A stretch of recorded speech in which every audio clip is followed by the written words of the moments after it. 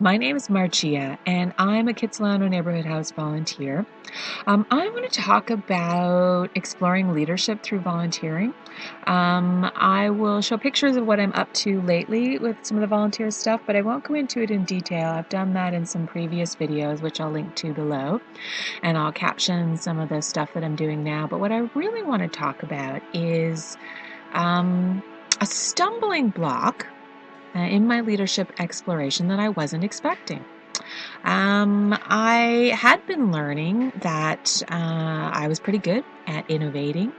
The KITSHOUSE Project for Awesome we did under the larger umbrella of the Nerdfighter Project for Awesome, and we wanted to encourage local filmmakers or local community people to share their shine, say what they were doing, to encourage other people to get involved and engaged. And then we did Teddy Bear Project, this similar idea, and wanting to let children know that they were loved by their community. And taking something from nothing to something turned out to be way harder than I thought, and turned out to take a lot more time and energy, that learning curve. Learning about the social media and managing volunteers and realizing what I needed or didn't need. And even though I did have a leadership mentor, the biggest thing I learned was about how I work as a person.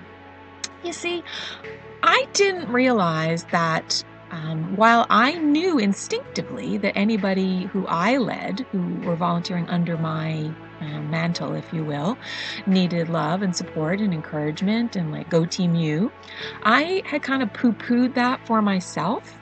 I thought, oh, that's just ego stroking.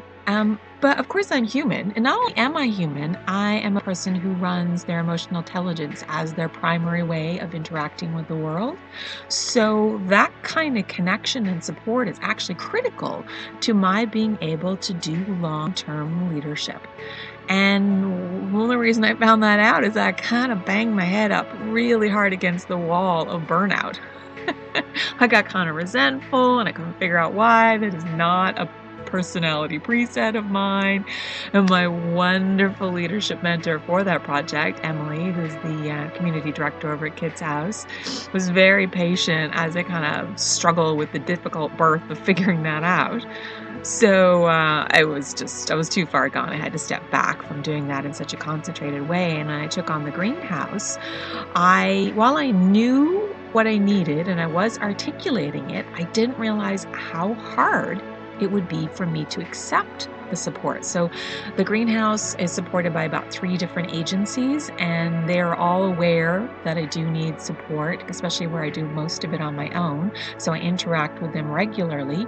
But even within that, I struggled to receive that support. And one of the agencies actually gave me a gardening award because I was really aiming to have people not just be nourished by the actual food, but by the knowledge that all of these people were wanting to support them and that they were valued and cared about. Often, if you're lower income or health challenged, you feel marginalized and you don't feel valued. So to know that you are is just powerful. So that process of allowing myself to be given an award was much more daunting than you would sort of think. You think, oh, it's a good thing. Well, it kind of freaked me out, and I had to sort of work through that. And coming to understand that different things that you've been through as a person can impact both positively and negatively your long-term leadership potential and abilities. So I'm still learning about allowing myself to be nourished by my supervisors, and whatever leadership or volunteer thing you decide to explore, you are going to come across stuff that never occurred to you was going to be a thing. And it will be. And it will be fun, and it'll be frustrating, and it'll be a little daunting sometimes maybe. But you know what? It's so rewarding. It's so worth it. I just encourage you to put yourself out there, share your shine, explore, and just go for it.